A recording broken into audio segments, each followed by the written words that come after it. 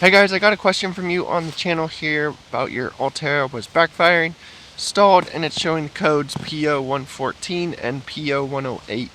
And it's not starting, it just backfires. Tried bringing it to the garage, codes went away, and you still couldn't get it started. It's just doing the same thing.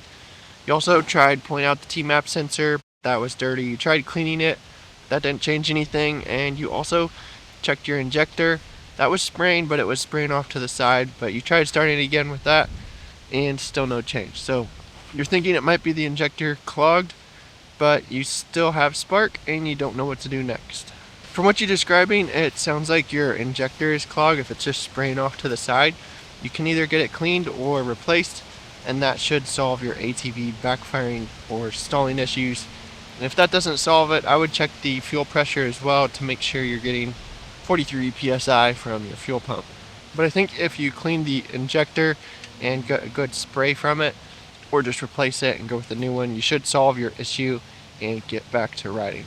Got this one screw up here.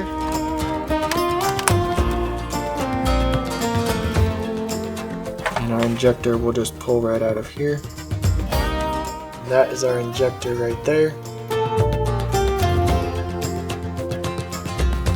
Then we can pop our other one in, seat that down in there, tighten it all back down, and you should be good to go with your new injector.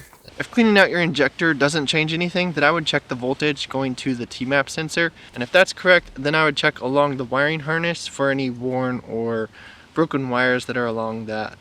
The code PO114 you got shows that the IAT sensor circuit is intermittent, so that would mean a bad connection somewhere, broken wire, worn wire, or just at the terminals at either end, you may have a bad connection there. And PO108 shows that the sensor is shorted out to the battery. So if you don't find any worn or shorted out wires anywhere along your wiring harness, or you don't have any bad connections, then I'm going to guess that that T-map sensor is bad and it will need replaced.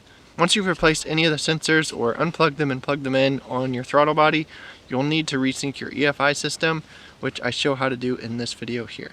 So I hope that helps you get it going. If you have any questions about your ATV, be sure to comment down below, subscribe, and I'll see you in this video next.